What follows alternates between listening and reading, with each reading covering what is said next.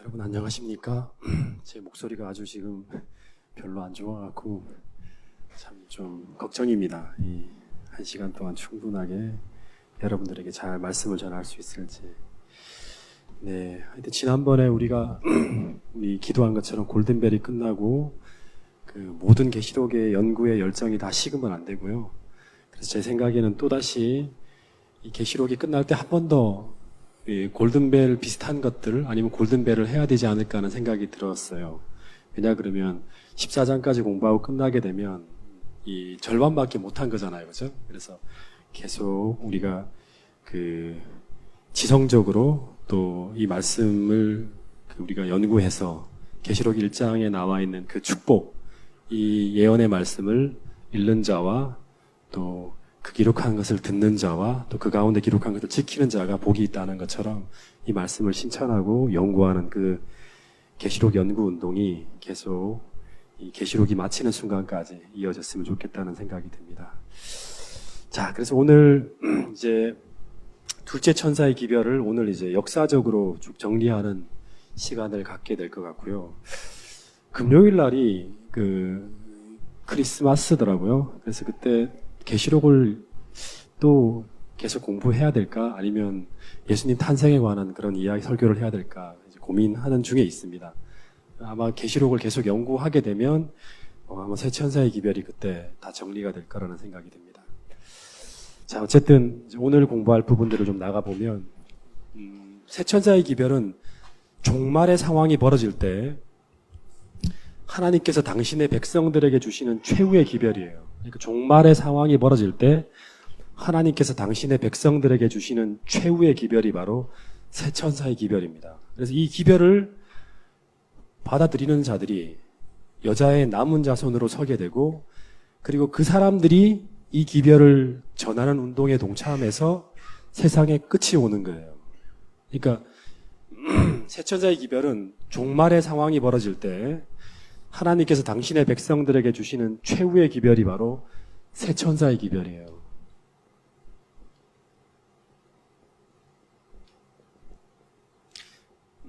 그리고 이 기별을 받아들이는가 그렇지 않은가를 통해서 여자의 남은 자손이 되는가 그렇지 않은가가 정해지는 거예요. 그래서 이 새 천사의 기별을 가지고 뭐라고도 하냐 그러면 엘렌 화이트는 인치는 기별이라고도 하죠.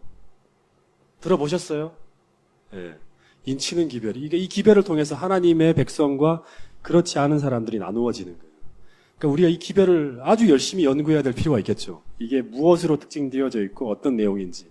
그래서 뭐 많은 엘렌 화이트 언급한 부분에 보면 이 새 천사의 기별이 믿음으로 알면 의의 기별이다. 뭐 수많은 내용들이 나오잖아요. 그죠? 그 이유는 바로 이 기별을 통해서 하나님 백성들과 그렇지 않은 무리들이 나누어지는 거예요. 다시 얘기합니다. 새 천사의 기별은 종말의 상황이 벌어질 때 하나님께서 당신의 백성들에게 주시는 최후의 기별이다. 그렇죠? 이 기별을 받아들이는 자들이 여자의 남은 자손으로 서게 되고 이 기별을 전하는 운동에 동참하게 된다. 그래서 이 기별이 바로 인치는 기별이다. 하나님 백성과 그렇지 않은 사람들을 나누는. 그러니까 이 기별을 어떻게 대하는가에 따라서 나누어지는 거예요. 그 최후의 종말적 상황이라는 그런 뭔가 세상에 용과 바다 짐승과 땅 짐승이 연합하고 세상에 용과 바다 짐승과 땅 짐승이 연합하게 될 때, 그죠?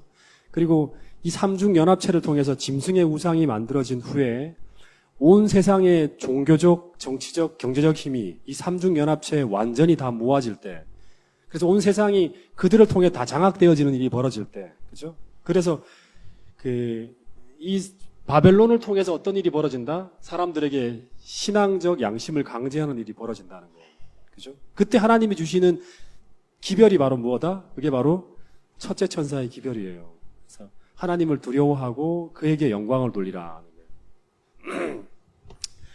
그래서 마치 이제 이 메시지는 이제 하늘로 세상 사람들이 이제 하나님 백성들이 들어가기 직전에 이 세상에 큰 전쟁을 치러야 할 하나님 백성들에게 이제 우리가 보는 현 상황이 우리의 생존과 우리의 삶에 하나님을 신뢰하는 길이 어렵게 보이고 우리가 살기 위해서 다른 길을 이렇게 선택해야 될 만한 상황이 보여진다 할지라도 그렇게 우리를 유혹한다 할지라도 이 마지막 시대에 우리를 향하신 하나님의 사랑을 신뢰하고 그분만을 경배하고 그분을 따라가는 것이 무엇이다? 우리의 살 길이다 하는 것이 바로 첫째 천사의 기별의 핵심 내용이에요. 예.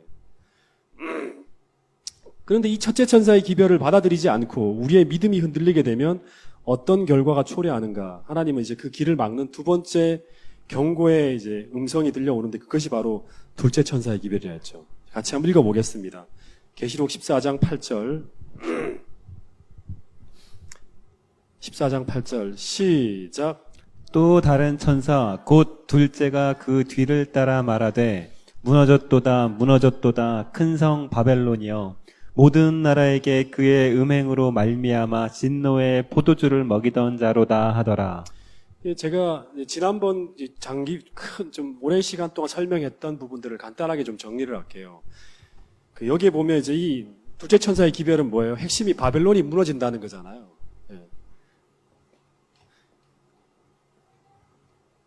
이 바벨론이 뭔가 간단하게 설명하면 성경에서 바벨론이 최초로 등장한 역사를 보면 언제다? 창세기 10장에 보면 누가 등장하죠, 여기에? 니무롯이라는 사람이 등장하죠. 니무롯이라는 사람이 등장.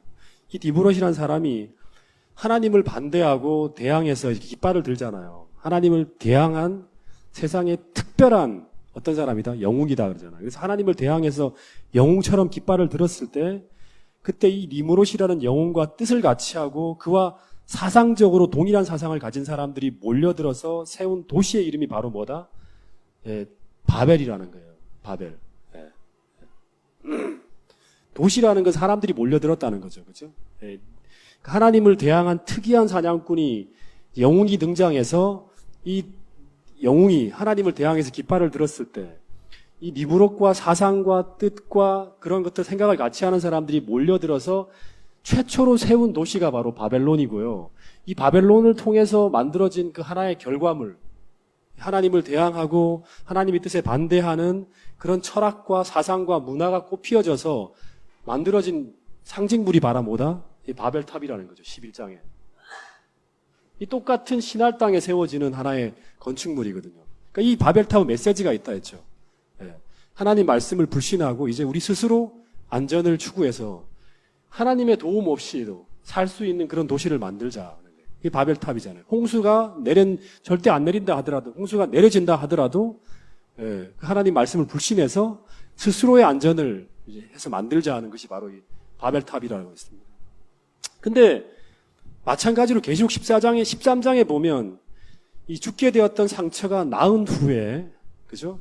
이 니무롯과 같은 영웅, 교황이 종말에 나타나게 되고, 그리고 그가 주는 포도주를 받아 마시면서 세상적 보상을 받으며 따라간 세상의 모든 존재들이 다 연합하여 만들어진 상징적인 도시가 바로 뭐냐 그러면 똑같이 바벨론이에요.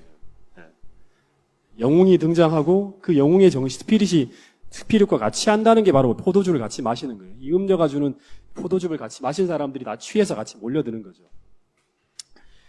그래서 성경에 보면 그를 따라 땅 짐승과 이제 바다 짐승과 같이 연합해서 땅 짐승과 세상의 임금들, 땅의 상고들이 다 연합하여 온 천하가 그를 따라서 이렇게 몰려들면서 세워지는 한 상징적 연합체. 그게 바로 뭐다? 바벨론이라는 거죠. 그러니까 처음을 보면 끝에 등장하는 이 바벨론이라는 용어를 이해할 수 있습니다. 여기만 계시록만 봐서는 몰라요. 이게 뭘 의미하는지. 그죠? 창세기에 처음 나오는 이 바벨이라는 그 뜻이 이 어떻게 바벨론이라는 게 세워졌는지를 보게 되면 이 바벨론이라는 것이 의미하는 메시지가 무엇인지를 알 수 있는 거예요. 상징이니까. 그래서 이 영웅을 위해서 다니엘 3장에 이제 두 번째 바벨론이 세워졌을 때 이 신할 땅에 금신상이 세워지는 것처럼 두라평제, 그죠? 역사의 마지막에 짐승의 우상이 세워집니다. 그리고 그 우상을 통해 발해지는 말이 무엇인가 하면 바로 내가 이 우상에게 경배하고 이 우상을 따르는 자라는 것을 확인하는 뭐가 강요되어진다? 표가 강요되어진다는 거죠. 여러분, 이 표를 받는다는 것은 뭘 의미한다? 내가 바벨론에 속한 백성임을 증명하게 되는 것이고, 그리고 그것은 나의 안전과 나의 삶의 모든 생계의 보장을 이 바벨론에게 의탁하는 것을 의미한다고 말씀드렸습니다. 다시 말하면 그가 놓은 그 제도와 삶의 방식을 따라가는 것이 바로 뭐냐, 그래. 살겠다고 고백하는 것이 바로 뭐냐, 그러면 이 짐승의 표예요. 예. 이건 종교적인 거라 했죠, 그죠? 이것은 마치 우리가 나의 안전과 나의 삶의 모든 생계 보장을 하나님께 의탁하고 하나님이 만들어주는 모든 제도와 삶의 방식을 따라 살겠다는 것이 바로 뭐예요? 믿음의 고백이죠.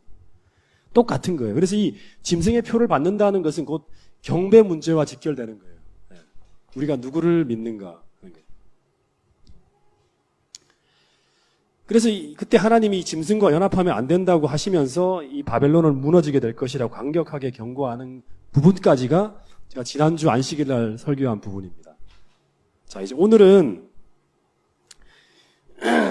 이 둘째 천사의 기별이 어떻게 그 재림운동 당시에 성취되었는지에 대한 부분까지만 좀 설교하고 오늘 좀 정리를 하도록 하겠습니다. 목소리가 좀 듣기 싫죠? 허스키 보이스가 나와갖고 이게. 자, 그 첫째 천사의 기별의 역사적인 성취를 우리는 1800년대 전 세계에 벌어진 재림운동으로 보고 있다고 말씀을 드렸어요. 그죠? 네, 역사적으로. 그리고 특별히 이제 미국에서 벌어진 재림운동의 양상은 우리가 주목해야 될 부분들이라 했습니다. 왜냐하면 미국이란 나라가 모든 유럽에 있는 종교들이 다, 개신교가 다 몰려있는 곳이었어요. 네. 근데 이제 미국에서 이제 굉장한 어떤 재림운동이 1831년부터 44년까지 벌어졌는데 그런 이제 양상으로 재림운동이 전개될 수 있었던 이유가 첫 번째는 이제 미국이란 나라에서 벌어졌던 이 영적 대각성 운동, 1차, 2차 이제 운동이 벌어졌다 했죠. 그죠? 예. 그런 하나의 이제 영적 대각성 운동의 기조가 계속 이렇게 흘러가면서 재림운동이라는 파고 속에서 더 시너지를 낸 것이고 두 번째는 이 재림운동이 벌어질 당시에 벌어진 계시록 6장과 마태복음 24장의 천년계적인 예언의 성취가 재림운동을 전국적으로 벌어지게 만들었어요. 자, 이제 좀 이제 같이 공감할 수 있을 거예요. 우리가 늦은비 성령을 기대하잖아요. 그죠? 이 늦은비 성령도 지금은 아무리 우리가 이렇게 설교를 하고 사람들에게 전해도 별로 주목을 끌지 않아요. 왜냐 그러면 이것을 시너지를 내게 만드는 뭔가가 있어야 돼요. 세상적으로. 그 천년계적인 어떤 엄청난 어떤 변동이 벌어지게 될 때 그것이 예언적으로 해석되어지게 되면 엄청난 파고를 내겠죠. 똑같이 재림운동 당시에 그런 이제 일이 벌어진 거예요. 하나님께서 이제 이 재림운동을 일으키기 위해서 선제적으로 계속 그 천년계적인 징조를 이제 주셨어요. 그 시작이 바로 뭐냐 그러면 계시록 6장에 보면 여섯 번째 인이 떨어질 때 어떤 일이 벌어진다 했죠? 여섯 번째 인이 떨어질 때 첫 번째는 뭐가 진다? 지진이 터진다 했고 두 번째는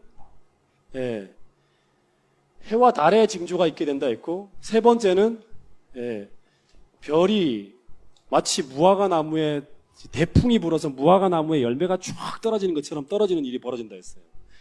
그리고 마태복음 24장에도 보면 환란 후에 즉시 어떤 일이 벌어진다?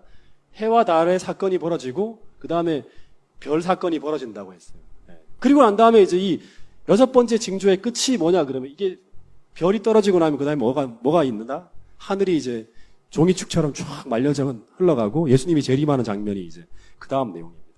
마태복음 24장에도 해와 달의 사건이 벌어지고 난 다음에 별이 떨어지고 나면 그 다음에 예수님이 이제 재림하는 걸로 끝이 나요.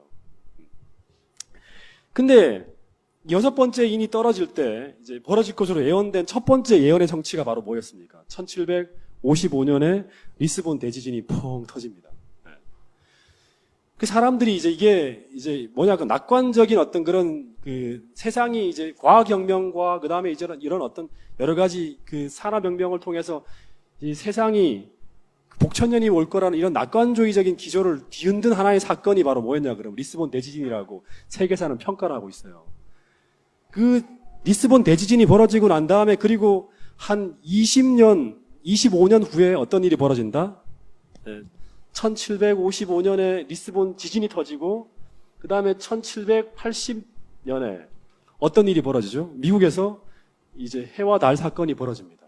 그게 일식도 아니고 무슨 뭐 특별한 그런 아무것도 없는데 마치 해가 이제 사라져갖고 사람들이 막 미의회가 이제 막 완전 촛불을 켜서 이렇게 보게 되고 사람 더듬을 정도로 어떤 그런 엄청난 선전개적인 징조가 벌어져요. 그리고 그날 밤에 해가 총담같이 변하는 그런 일이 벌어집니다. 그러면 사람들이 이제 야 이거 뭔가 종말적인 말씀에 관심을 갖게 되는 그 찰나에 1789년에 프랑스 혁명이 터지고 그다음에 1798년에 교황이 옥사하는 일이 벌어지는 거예요. 연쇄적으로요. 종말적 예언이 차례로 성취되어진 일이 벌어지고 난 다음에 동시에 1831년에 이제 어떤 일이 벌어진다? 바로 윌리엄 밀러라는 사람이 등장해서 재림운동을 일으키는 거예요. 그리고 이 재림운동이 시작된 지 2년 후에 1833년에 어떤 일이 벌어집니까? 재림운동이 한참 이제 이제 2300주야의 다니엘서 예언이 이제 풀려지면서 막 사람들이 열심히 연구하기 시작하는 그거를 확 증폭시키게 만든 사건이 바로 뭐다? 1833년 11월 1일 날 바로 이제 이 별이 떨어지는 일이 벌어지는 거예요. 별이 떨어지는 거예요. 별이 떨어지는 거예요. 그래서 우리가 지난번에 공부했죠. 계시록 6장 공부할 때. 그러니까 거의 밤새도록 마치 똑같이 그 표현에 의한 거 똑같이 무화과 나무의 그 실과들이 마치 대풍에서 떨어지는 것처럼 완전히 막 그 하늘을 뒤덮은 그런 이제 유성우 사건이 벌어지면서 어떤 일이 벌어지냐 그러면 시기에 맞춰서 뚝뚝 떨어지는 거죠. 그죠? 그래서 완전히 사람들이 재림운동에 빨려가는 것처럼 이 운동이 폭발적으로 이슈화되어지면서 그 전국적인 어떤 관심을 끌게 만드는 어떤 그런 운동으로 변화시키는 하나의 계기가 바로 이 사건이었습니다. 그래서 유성우가 쏟아지면 그 다음에 뭐가 이루어져야 합니까? 하늘이 종이축처럼 말려져 가고 그 다음에 예수님이 재림하는 일이 벌어지는 것으로 6번째 이는 사건을 기술하고 있는 거예요. 그래서 모든 사람들이 재림운동에 관심을 갖기 시작합니다. 모든 사람들이. 그런데 이 첫째 천사의 기별이 선포될 때 나타난 신조들의 변화를 기술한 기록들을 살펴보면 이 재림운동이 벌어지고 그 기별이 전해질 때 그 운동 가운데 보통 이제 이런 이제 뭐 다미선교회라든가 그 다음에 이제 무슨 이런 그 시한부 종말론이 이제 벌어질 때 벌어지는 상황들을 보면 사람들이 거의 뭐 광신도적으로 이제 사람들이 막 변하잖아요. 흥분해서. 근데 이 재림운동이 벌어지고 그 기별이 전해질 때 그 운동 가운데 하나님이 함께하고 있었음을 부인할 수 없는 수많은 기록들이 이제 그 당시에 이제 쭉 남아 있습니다. 이것 때문에 이 운동이 끝나고 난 다음에도 이 운동과 함께 하신 하나님의 역사를 부인할 수 없어서 물러가지 않고 계속 이 기별을 연구하면서 남은 무리들이 이렇게 만들어지는 거예요. 이제 한 기록을 여러분들 읽어드리면 재림 기별이 선포될 때 첫째 천사의 기별이 선포되는 거죠. 그죠? 거기에는 거역할 수 없는 어떤 힘이 넘치고 있는 것 같았다. 이 기별은 어디서나 듣는 사람으로 하여금 높은 하늘에 계신 하나님 앞에서 자기의 마음을 살피게 하고 영혼을 깊이 겸비하게 하였다. 이 기별은 세상 사물에 대한 애정을 버리게 만들고 싸움과 원한을 치유시키며 과오를 자복하게 하고 하나님 앞에 자신을 굴복하여 통회하며 이 기별은 우리로 하여금 우리 자신을 낮추게 하고 영혼을 겸비하게 하였다. 우리는 이전에는 이러한 일을 경험하지 못하였다. 마치 하나님이 요엘 선지자를 명했듯이 하나님의 큰 날이 가까이 임하였으므로 이 기별은 사람들로 하여금 옷을 찢는 것이 아니라 마음을 찢게 하였으며 하나님을 향하여 금식하고 울며 통회하게 하였다는 기록이에요. 이제 기별을 특징 짓는 하나의 모습이에요. 계속 사람들은 회개하며 자기의 마음을 정결하게 하나님과의 관계를 온전하게 하기 위해서 계속 나아가는 그런 일들이 매 회집마다 이제 벌어지는 거예요. 그 당시에 한번 돌아가서 이제 그때 나왔던 이제 여러 이제 문헌들이 제가 지금 엘렌 화이트 자서전이라든가 여러 대쟁투 학원 책들을 제가 좀 읽어봤는데요. 곳곳에 기록된 곳마다 어떤 분위기였는가 하면 이제 이 기별을 듣고자 사람들이 참석한 모든 사람들이 이제 윌리엄 밀러라든가 이런 재림운동 기별가들이 막 요즘에 부흥사처럼 막 그렇게 이제 설교를 전하는 사람이 아니었다 했죠. 윌리엄 밀러는 차분하게 목소리도 되게 작았대요. 소심하고. 그래서 성경을 하나하나 적으면서 이렇게 성경 연구를 시켜주는 거예요. 무슨 이렇게 합시다 막 이렇게 막 소리 지르지 않고. 예. 그래서 사람들이, 참석한 모든 사람들이 이제 막 열광적으로 막 뜨거운 게 아니라 그 분위기를 보면 감정적인 게 아니라 숨소리를 죽이고 그 엄숙한 말씀 앞에 회개하며 굉장히 이성적인 어떤 그런 것들이 사람들을 쫙 이끌었다 그럽니다. 회개하며, 엄숙한 말씀 앞에 회개하며 숨소리를 죽이고 자신의 죄를 버리고 겸손한 마음으로 주님을 찾는 일들이 나타났다. 이따금 숨을 죽이며 흑흑거리며 우는 소리가 들리기도 하고, 이 얘기를 듣다가 정말 내가 너무나 죄인 같아. 그러면서 마음을 찌르는 듯한 어떤 그런 그 마음의 괴로움 때문에 막 흑흑거리면서 회개하는 일들이 벌어지는 거예요.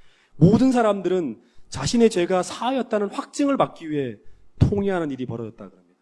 그러니까 내가 하나님과의 용서의 관계, 흰옷 있잖아요, 그렇죠? 그 흰옷을 입고 마지막 때 주님 앞에 정결하게 서기 위해서 자기의 죄를 발견하는 즉시 그걸 죄가 사하였다는 확증을 받기 위해 통회하는 일이 곳곳에서 벌어졌대요. 이 전부 다 계시록을 연구하고 다니엘을 연구하면서 벌어졌던 일이죠, 그렇죠? 이런 기록이 있습니다. 죄인들은 울면서 내가 어떻게 하여야 구원을 얻으리까 하고 질문하였다. 어디서 많이 본 말이죠, 그죠? 부정직한 생애를 하여온 사람들은 자신들이 입힌 손해를 보상하고자 열망하였다. 진심으로 죄를 고백하였고, 가족들은 모두 가장 가깝고 사랑하는 사람들을 구원하기 위하여 노력하였다. 이따금 가장 열렬하게 다른 사람들을 위하여 기도하는 소리가 들렸다. 어디서나예요. 통회하는 마음으로 하나님께 탄원하는 일들이 있었다. 많은 사람들은 자신들의 죄가 사하였담을 받았다는 확증을 얻기 위하여 또한 저희 친척과 이웃 사람들을 회개시키고자 밤을 지새우며 기도의 씨름을 하였다. 심지어 어떤 기록에 보면, 엘렌 화이트의 글에 보면 자거나 쉬려고 하지 않았다. 먹거나 하려 하지 않았다. 내가 하나님과의 관계 속에서 하나님 백성임을 확증하는 일이 가장 중요한 일이었고, 그리고 이런 동일한 어떤 이런 마음을 가지고 다른 사람들을 선교하기 위해서 막 움직이는 거예요.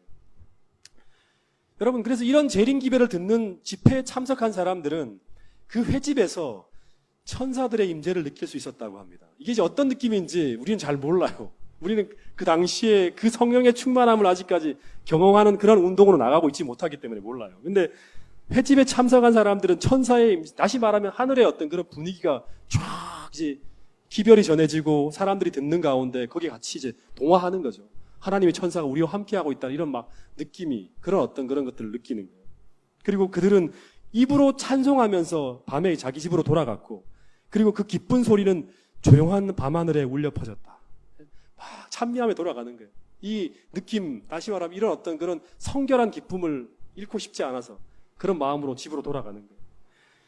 그런 회집에 참석한 사람들은 그 깊은 광경을, 그 깊은, 감명 깊은 광경을 영원히 잊을 수 없었다. 뭐 때문에? 하나님이 우리와 함께 계시고 그 회집에 함께 하셨다는 그 역사를, 자기 마음의 변화와 심령의 변화와 그런 정결한 어떤 마음을 갖는 것들을 잊을 수가 없는 거예요. 그래서 이게 다시 말하면 타임 세팅을 하는 부분이 빗나갔다 하더라도 이 운동을 이끌어오는 분명한 뭐가 있다? 뭐가 있다는 거죠. 하나님이 함께 하셨다는 게 분명히 이유가 있다는 거죠. 그래서 그거를 재해석해서 탄생되어진 교회가 바로 재림교회라는 거예요. 여러분, 정말 우리가 지금 이 기별을 다시금 전하고 있잖아요. 다시금 우리가 연구하고 있잖아요. 저는 솔직히 바라는 게 이런 1800년대 윌리엄 밀러의 재림운동 당시에 벌어졌던 그런 동일한 역사가 우리 동작중앙교회에 다시금 벌어지게 해야 된다는 그 절박한 사명을 가지고 이 자리에 선 사람이 바로 누구냐 그러면 이 고재훈 목사입니다. 이게 다시금 일어나야 돼요. 이런 순수한 어떤 그런 이 스피릿들이 다시금 이 기별로 말미암아 회복되어져야 돼요. 그 사람들이 바로 무엇이다? 새 천사의 기별을 받아들인 사람이라고. 이 기별을 삶에 적용해 살아가는 사람들이 바로 어떤 사람들이다? 바로 하나님의 인을 받은 사람들이라는 거예요. 여러분, 이 기록은 제가 참 마음에 담겨진 기록이에요. 이거 참 마음에 감동을 받았는데요. 이제 어떤 기록이, 이런 기록이 있어요. 우리는 두서너 사람들이 헛간 뒤나 숲속으로 걸어 들어간 지 얼마 후에, 두서너 사람들이 이제 헛간 뒤로 가든가 숲속으로 들어가요. 얼마 후에 두 뺨에 아롱진 눈물 자욱과 빛나는 눈을 가지고 새로운 사람이 되어 뒤돌아 나오는 모습을 어렵지 않게 볼 수 있었다. 두세 사람이 이제 숲속으로 들어가서 기도하고 눈물을 펑펑 흘린 다음에 다시 나오는 거예요. 그런 걸 어렵지 않게 볼 수 있었대요.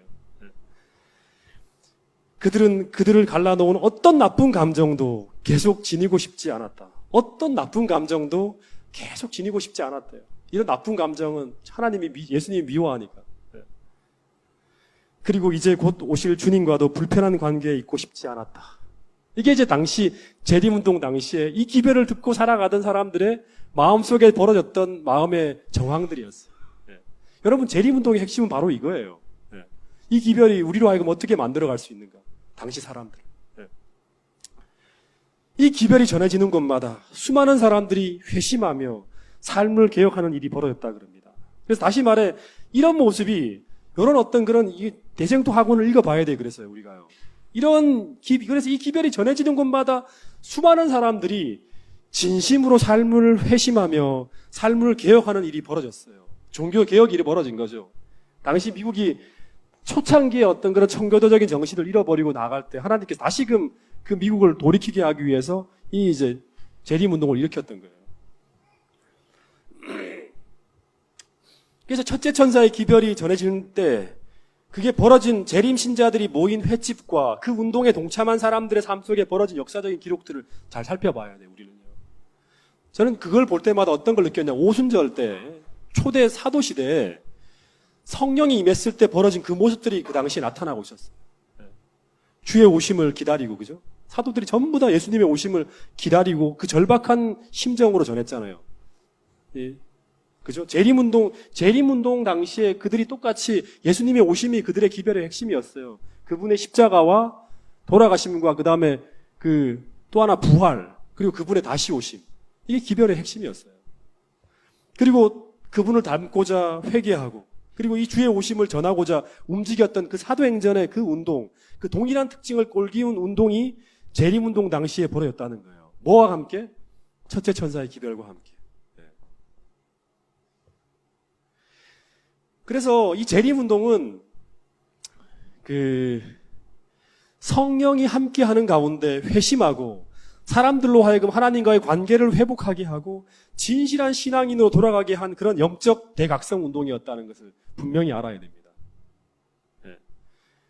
근데 이런 분명한 진리 앞에 이 진리를 거절하고 거부한 당시의 수많은 목사들과 교회와 신학자들에게 어떤 일이 벌어졌는가? 이런 말씀이 있어요. 자, 이거는 이제 대쟁투 학원에 있는 말인데요. 한번 들어보세요. 그리스도의 재림에 관한 교리와 설교가 일반 교회에서 환영을 받지 못하는 이유가 무엇인가? 그것은 재림이 의인들에게는 희망과 기쁨이 되지만, 의인이라는 게 뭐예요? 주의 재림을 소망하며 살아가는 사람들이죠. 그리스도를 정말 사랑하는 사람들이죠. 악인에게는, 이 교회에 있지만 악인들에게는 불행과 멸망이 되기 때문이다. 이 위대한 진리는 각 시대를 통하여 하나님의 충실한 백성들에게 위안이 되었다. 주님이 오신다는 것이 위안이 되었죠. 그죠? 그러나 마치 그리스도께서 유대인들에게 거치는 돌과 걸리는 반석이 된 것처럼 소위 하나님의 백성이라고 공언하는 백성들에게도 거치는 돌과 걸리는 반석이 된 것이다. 특별히 1843년 이제 후반기에 수많은 교회에서 그 재림운동에 참여한 자들이 전하는 이 기별을 조소하고 배척하면서 결국에는 이제 이 재림운동에 참여했던 사람들을 이제 출교하는 일이 벌어집니다. 출교하는 일이. 1843년 그 후반기에. 당시에 이 재림운동에 참여해서 그 교회에서 출교당한 사람들이 이제 정확한 데이터는 없죠. 공식적인 조직은 1860년대에 재림교회가 만들어졌으니까요. 근데 대략 한 수천 명 이상이 된다 그럽니다. 그 교회에서 나오는 거예요. 거기에 누구도 포함됐냐 그러면 우리가 잘 아는 이제 자서전에 보면 엘렌 화이트이 이제 그때 감리교에서 출교가 되죠. 근데 이제 이걸 어떻게 이제 해석을 하냐 그러면 당시에 이제 마치 예수님과 제자들이 당시에 유대교를 개혁하려 하다가 출교되어진 것과 마찬가지 일들이 벌어진 거예요. 그러니까 이제 이 재림 기별을 통해서 그 예수님의 다시 오심을 전하고 그 다음에 이제 이 운동 속에서 이제 이 교회를 개혁하고자 했던 이 영적 대각성 운동을 일으켰던 이 기별이 거절되어지고 이제 받아들여지지 않을 때 그 교회에서 이 사람들을 이제 출교시키는 거죠. 그래서 그 첫째 천사의 기별이 당시에도 이제 교회를 시험하고 그 교회를 정결케 하기 위해 하나님께서 보내신 기별이었다는 것이 이제 이 재림교회 신학자들의 해석입니다. 그래서 다시 말하면 이 첫째 천사의 기별을 오늘날 우리도 마찬가지예요. 받아들이고 이것을 따라서 우리의 삶을 개혁하고 교회를 개혁하면 교회는 정결하게 되는 것이에요. 이 기별에 대한 부분들은 제가 단계적으로 설명을 드렸어요. 이게 무엇을 의미하는지에 대한 부분들을. 반대로 이 마지막 시대에 주신 하나님의 이 기별, 재림 대쟁투에 들어가기 전에 마지막 시대 이 새 천사의 기별을 통해서, 이 인치년 기별을 통해서 뭐가 만들어진다? 상징적인 숫자인 하나님의 남은 군대 14만 4천이 만들어지는 것이죠. 그죠? 그래서 이 기별을 받아들이고 이 기별대로 우리가 삶을 개혁하고 삶의 방향으로 나가게 될 때 그 사람들은 재림운동 당시에 벌어졌던 그 동일한 어떤 삶의 개혁들이 벌어지는 거예요. 그 사람들을 통해서 뭐가 만들어진다? 마지막 시대 하나님의 군대가 만들어지는 거예요. 이 군대라는 말은 상징적인 전쟁이 벌어지는 거죠. 아마겟돈 전쟁이라는 이 선악의 대쟁투가 벌어지게 될 때 그때 하나님의 어떤 백성으로서 남게 되는 거예요. 그래서 이 기별이 뭐다? 인치는 기별이라는 게 바로 그렇게 이제 우리가 인용될 수 있는 부분들입니다.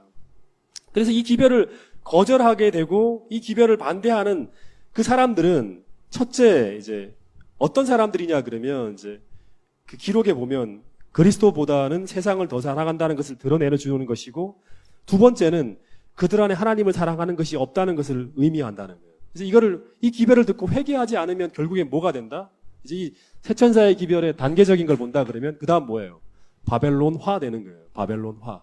그러니까 진리와, 바벨이라는 뜻이 뭐라 했죠? 진리와 오류가 혼재되어진 거죠. 다시 말하면 하나님의 것과 세상이 같이 뒤섞여 있는 상태로 있는 것이 바로 뭐냐면 바벨이에요. 이 바벨이라는 뜻이 혼란한, 혼잡한이라는 뜻이잖아요. 하나님의 영과 세상의 영이 함께 있는 게 아니라 정신이 함께 있는 거죠. 두 가지 같이 공존하는 거예요.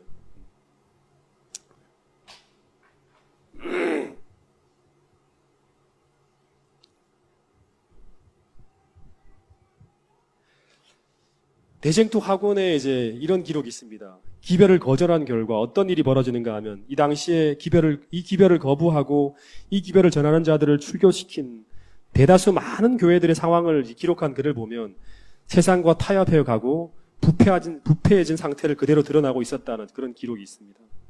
그들은 선조들의 신조를 고집하면서도 실상은 개혁자들이 깨달은 진리에서 조금도 진보하지 아니하고, 그러니까 개신교 정신을 계속 이어가지 못했다는 거죠. 개신교, 미국이란 나라가 개신교의 청교도 정신에 입각해서 세워진 나라고, 계속 이 신자들이 개혁을 개혁하면서 이 진리로 말미암아 변화되어져 가야 되는데, 선조들의 신조를 고집하면서도 교리는 가지고 있지만 실상은 개혁자들이 깨달은 진리에서 조금도 진보하지 아니하고, 오히려 그 선조들이 남긴 겸손과 극기와 세상을 포기하는 일에 대한 모본에서 멀리 떠나 있었다라고 당시 교회의 상황을 이제 얘기하는 겁니다. 그래서 이때 이 재림 운동가들이 이제 뭐를 생각하냐 그러면 이제 이거를 이제 역사주의적으로 적용하는 거죠. 이제 이 당시의 상황을 보면서 계시록 17장 5절과 연관시켜서 둘째 천사의 기별을 이제 같이 연구하기 시작합니다. 거기 보면 이제 음녀인 로마 캐톨릭이 바벨론인 동시에 그 로마 캐톨릭이 음녀들의 엄이라는 사실을 이제 주목하는 거예요. 음녀 자체가 로마 캐톨릭이 아니라 음녀들의 엄이라는 말에 주목하기 시작하는 거예요. 네. 그러면서 그 음녀의 딸들이 바로 뭐냐 그러면 로마 교회와 마찬가지로 성서의 진리를 배척하고 그 진리를 신봉하는 사람들을 이제 괴롭히고 타락시킨 개신교회라고 규정짓기 시작하는 거예요. 그래서 이 둘째 천사의 기별을 이때부터 전하기 시작하는 거예요. 1844년 후반기부터 시작해서 이 둘째 천사의 기별을 전하기 시작하는 거예요. 재림교회에서. 자, 이 부분을 한번 좀 읽어드릴게요. 들어보세요. 그 교회들이 둘째 천사의 엄숙하고 두려운 선고를 받아야 할 교회들이다. 그러나 그들의 배교는 아직 절정에 달해 있지 않았다. 아직 절정에 달해 있지는 않은 거예요. 성경은 그리스도의 재림 전에 사단이 모든 거짓과 권능과 징조와 이적과 불의한 모든 속임으로 활동할 것인데 진리를 사랑하는 마음을 받지 아니하여 구원함을 얻지 못한 자들은 미혹하는 마음이 발동하여 거짓을 믿게 될 것이라고 말한다. 그러한 상태가 이루어지고 모든 그리스도교 각 교회들이 세상과 완전히 연합할 때 바벨론의 타락은 절정에 이를 것이다. 이러한 변화는 현재 진행 중에 있으며 요한계시록 14장 8절의 완전한 성취는 아직 장래에 속한 것이다. 그러니까 지금 완전히 우리는 진리고 저 개신교회는 바벨론이다고 규정 지으면 아직은 안 돼요. 아직은. 그 진행 중에 있다는 거예요. 바벨론을 구성하고 있는 교회들 안에는 영적 암흑과 하나님께로부터 분리되는 일이 있을지라도 그들의 단체 안에는 참된 그리스도인 무리가 여전히 남아있다. 여전히 남아있다. 그럽니다. 그들 중에 우리가 지난번에 우리 박훈남 집사님이라든가 우리 서진경 박사님이나 이런 분들이 다 그런 분들이라고 말할 수 있겠죠. 그죠? 그들 중에는 이 시대를 위한 특별한 기별을 아직 깨닫지 못한 사람들이 많이 있다. 또한 많은 사람들은 그들의 현 상태에 만족하지 아니하고 더욱 밝은 빛을 갈망하고 있다. 그들은 자기들이 속해 있는 교회들 가운데서 그리스도의 형상을 찾고자 노력하고 있다. 그 단체들이 진리에서 점점 멀리 떠나가게 되고 동시에 세상과 더욱 밀접히 결합됨에 따라 두 계층의 차이는, 두 단체의 차이는 더욱 커져서 마침내 완전히 분리되어지는 날이 이를 것이다 라고 말합니다. 요한계시록 18장은 계시록 14장 6절부터 12절의 삼중 경고를 거절한 결과로 교회가 둘째 천사가 예언한 상태에 빠져 있을 때 아직도 바벨론 가운데 남아있는 하나님 백성들을 향하여 그 가운데서 나오라는 초청이 주어질 시기를 지적하고 있다. 그 기별은 세상에 전해질 최후의 기별이며 그 사업은 이로써 마쳐질 것이다. 진리를 믿지 않고 불의를 좋아하는 모든 자들이 속임을 받아 거짓을 믿도록 방임되어 있을 때 진리의 빛은 그것을 받고자 하나 마음을 열고 있는 사람들을 비추어 줄 것이며 바벨론 가운데 있는 모든 자녀들은 내 백성아 거기서 나오라는 호소에 유의하게 될 것이다. 그래서 이 새천사의 기별을 결국에는 계시록 18장에 나오는 내 백성아 거기서 나오라는 그 기별로서 마지막 같이 연합하면서 이 운동이 맞춰지게 되는데요. 정리를 하면요.